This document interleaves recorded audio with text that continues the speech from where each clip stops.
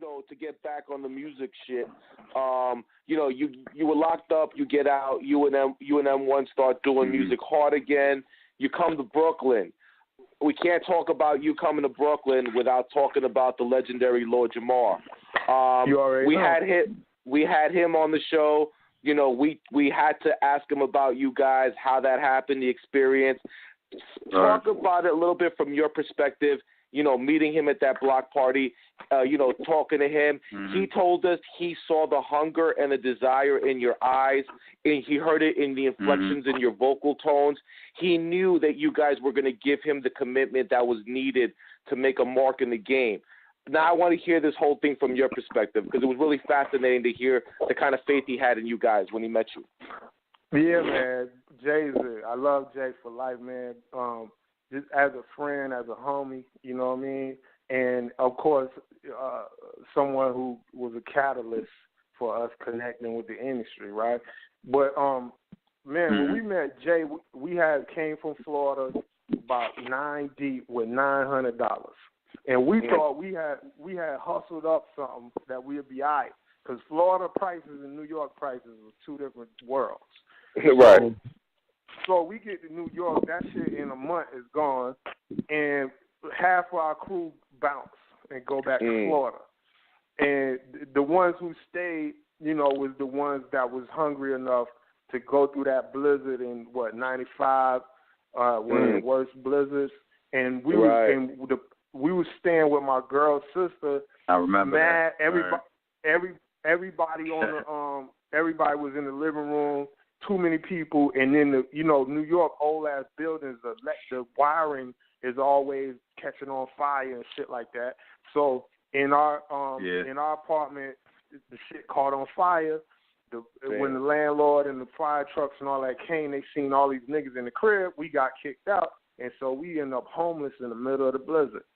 And so me and him, we would get on the train and just ride the train to the Bronx, ride the train back. Ride the train to the Bronx, ride the train back. You know what I mean? Go to YMCA or somewhere, try to take a shower. You already know. So anyway, that's where we was at with it. And, we would go to the emergency. All the songs, we done talked about it like was real shit. Like, hell yeah, them was real stories. Going to the social worker, trying to get these food stamps.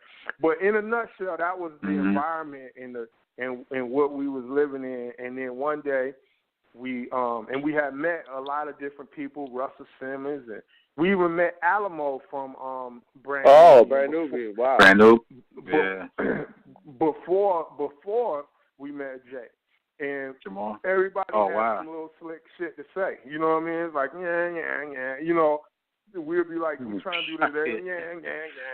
So we was like, cool. So we see Lord J though, and this nigga was smoking a blunt outside at that time. It's regular now, but at that time that was some outlaw shit. So we ran up on Jay, and we was like, yo, salute to the God, and we love Brand Nubian. We here from Florida. We trying to make connections, man, and we dedicated. And then he looked at us and just told us to spit right on the spot. You know what I mean? And I spit something that I thought was sharp, and he looked at me, and it was Jeru Da Damaga was with him, and rest in peace, my man Star was with him, and they all was like, kind of like, I kind of feel something, and he gave me his info, and he was 100% real. Invited us to his crib maybe 2 days later, and then we just started building a friendship. It wasn't like no industry kind of thing. It was more like we really connected.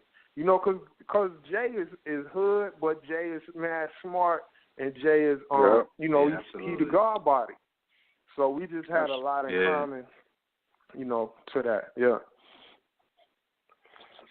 Wow, that's crazy. Shit. Talk about let's fast. So you meet Lord Jamar, right? You start building a friendship. How does the friendship turn into? How does the business of creativity come into play? Like you start working on the album immediately. You start doing demos. Does it shop you around? How does the whole how did you get put on, so to speak? So nutshell. I'm giving you the nutshell. Like, so we was we had been kind of working with this dude. I ain't even gonna say his name, but he was kind of trying to be our manager.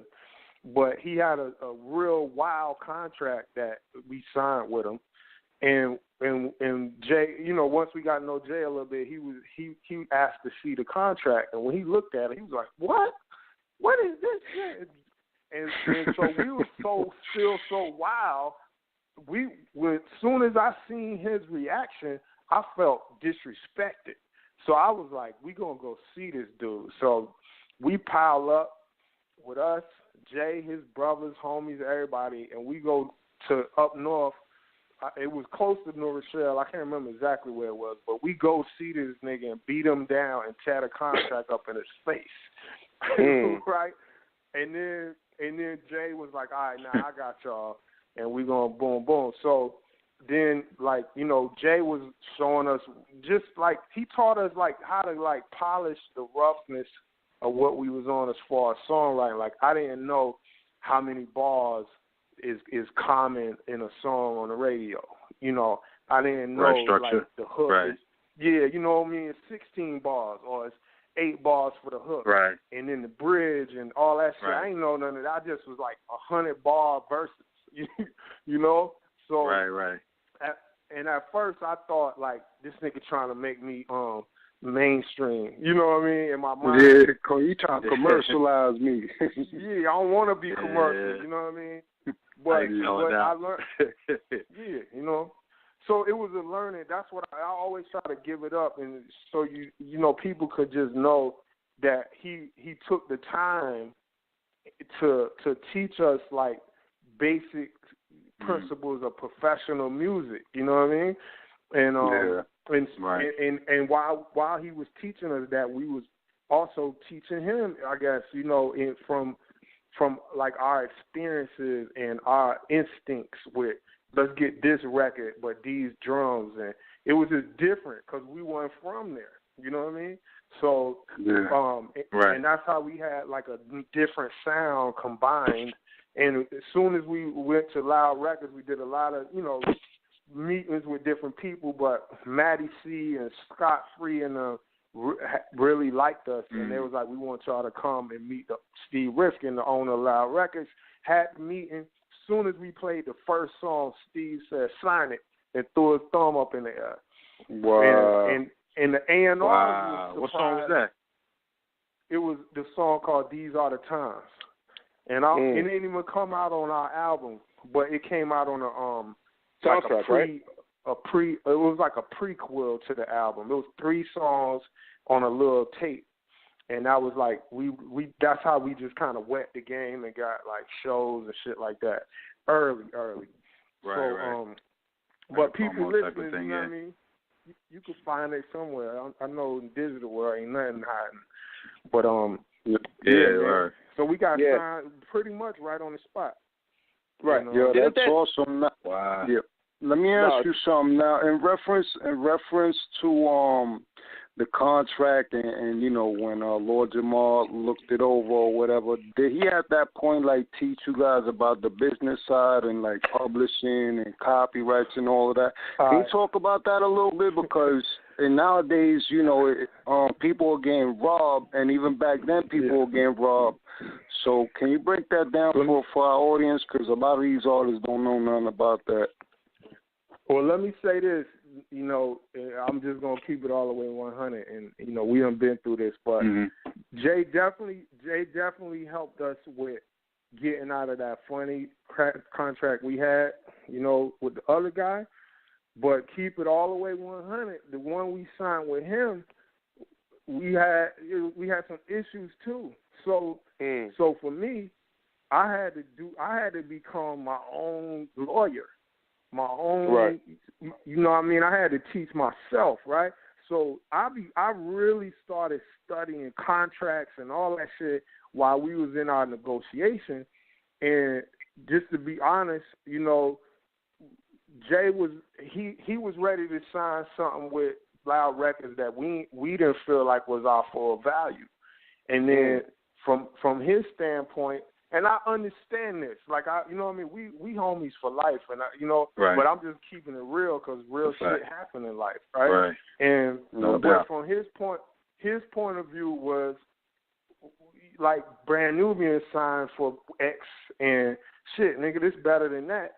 And come on, like, let's go, right? From where he was sitting, but for us it was looking real like kibbles. And I was like, man, I ain't working